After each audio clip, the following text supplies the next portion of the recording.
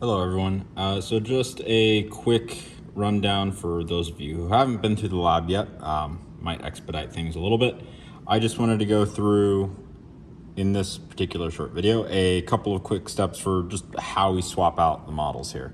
So we have our 4 different shapes. Right now, the flat plate is installed on our sting mount. So this is installed on a steel rod, and there's strain gauges under this protective sheath in here that are measuring all of our forces.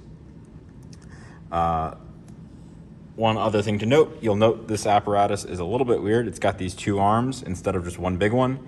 That is so that if we want, we can adjust the angle of this thing. The computer is measuring this angle via a rotational position sensor in here, this orange cable. So we can adjust the angle while the wind tunnel is running.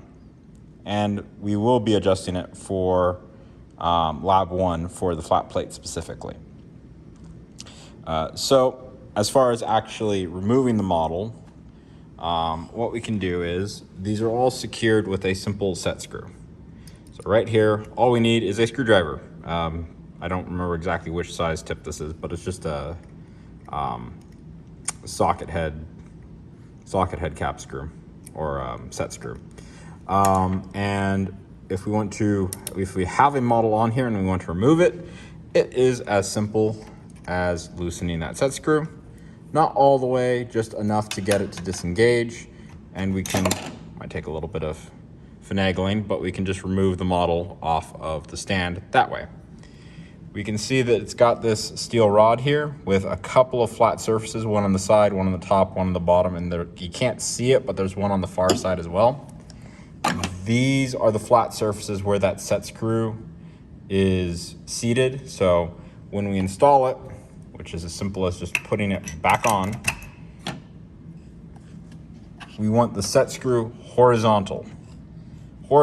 And if we look at this end on, we want it pretty much so it's lined up with this gray steel, kind of the right-hand side of this dark gray steel cylinder on the far side. So we hold it horizontal and we tighten it down. Not very tight, just once you feel it start to grab, just 2-finger tight, and that will hold it down. This might rotate just a hair, barely anything at all.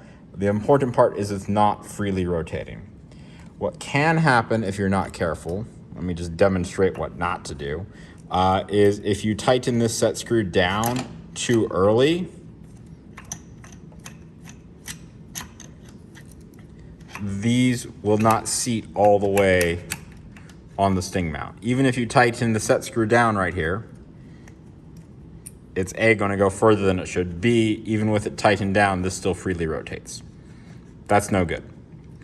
So the important thing is that the model is not freely spinning. We back that set screw out, we can actually put it on all the way, tighten it down, and now this model is secured.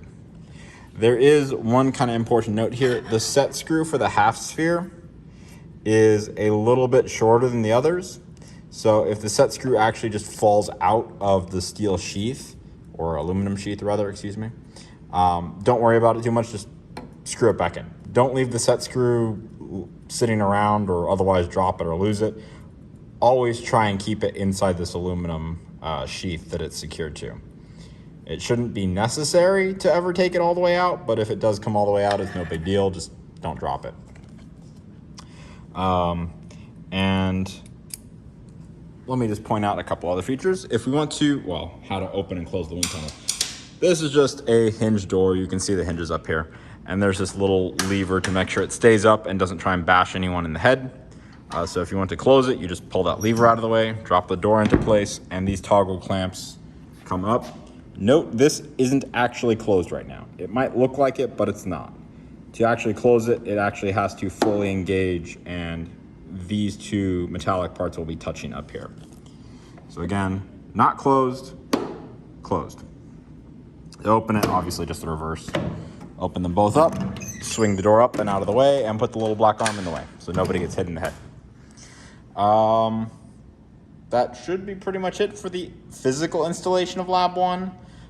Again, most of these bodies were only testing velocity. all of them get tested for velocity. The flat plate, we're also going to test velocity as angle changes. So while I'm here, let me just explain a couple things. The way this is going to work is you'll see in a separate video that I'm going to post separately, so it's a little bit more agnostic as to which course it's a part of.